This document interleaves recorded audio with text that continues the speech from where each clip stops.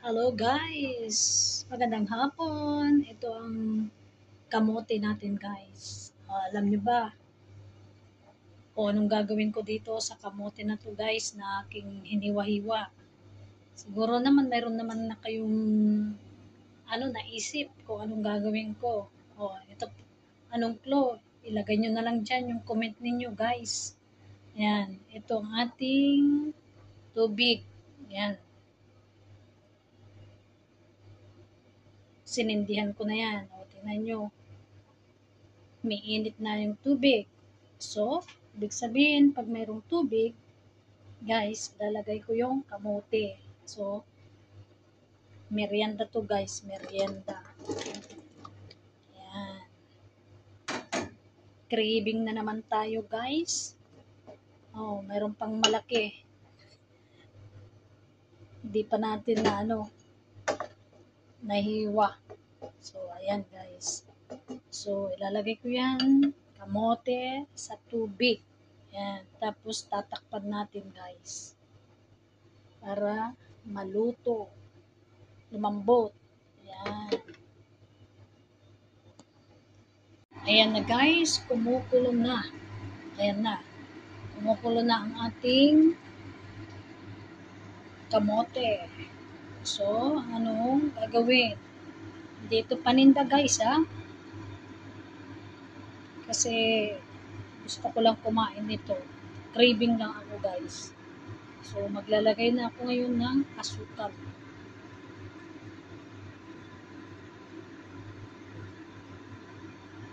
Wala kasi akong dark na asukal na brown sugar. So, ganitong asukal na ilalagay ko lang dito sa aking kamote. Yan. Diba? Pag gumagawa ka nito, nakakanin is pangbenta, diba? Pwede ka mag-business ng ganito.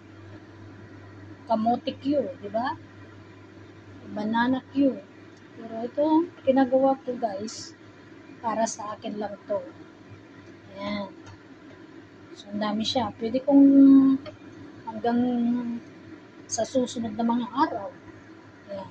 Lalagay ko siya sa refrigerator. Ayan. So, mamaya ulit.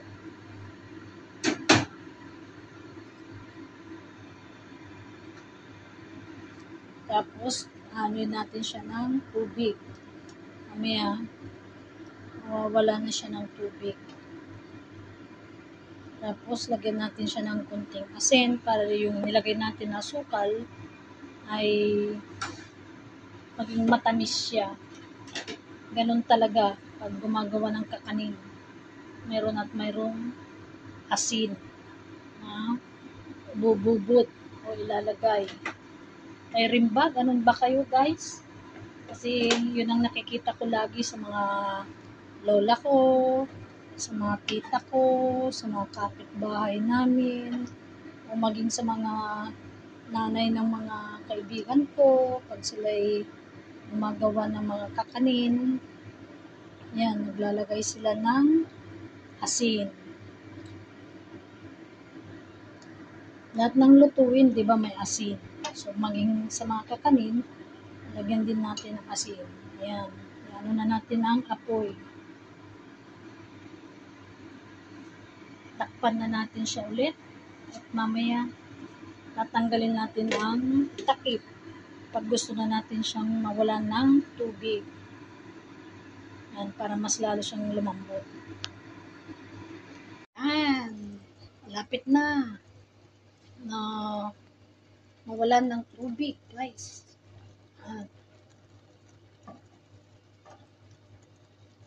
Tignan nyo, kung paninda ito guys, hindi ganito ang paghihiwa. Kailangan malaki-laki. Kasi bibinta yun. Pag ganito, hindi. Pangkain lang to guys.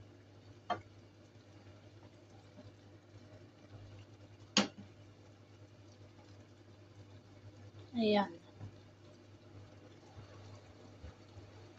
Sabi nga nila, pag kumain ng kamote, uutot-utot. syempre naman, kumain ka, di ba? Kahit hindi kamote ang kakainin mo, uutot ka naman, di ba? So, walang masama kung kakain ka ng ganito kasi at least masustansya rin naman to. Ito, pag mayroon kang meron kang diabetes, pwede nang ayaw mo kumain ng kanin o high blood ka, pwedeng ito alternative mo. Saka mais, saging, ganun. Kaya, ayan. Kung nagre-craving din kayo, mura lang kamote, bumili na lang kayo. Ito, dalawang to is 10. So, ayan. Mamaya, pag na, makakakain na.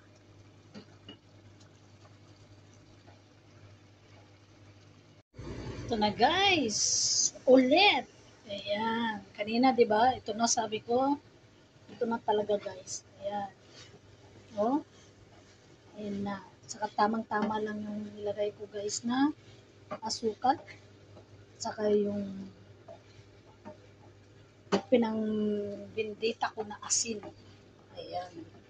Para yung asukal at yung asin, silang dalawa. So, tumpak na.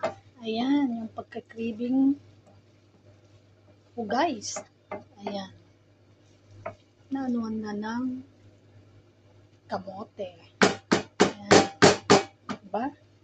Sarap kumain. Tignan nyo guys, ha? Huwag tayo ng maliit kasi sobrang init. So, ayan. Oh.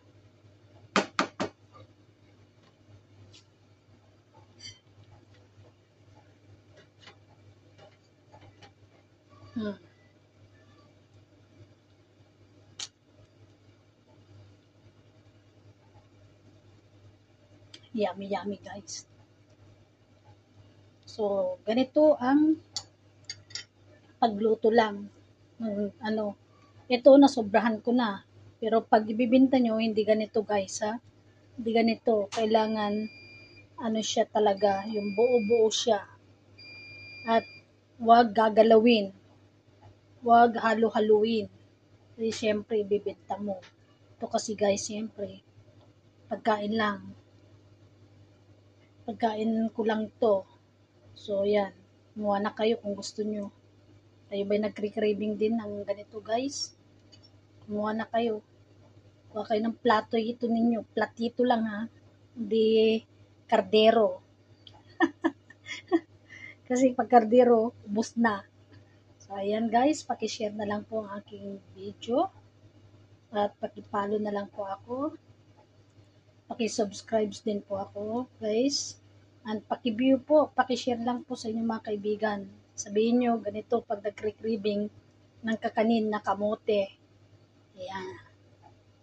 Thank you guys. And God bless you.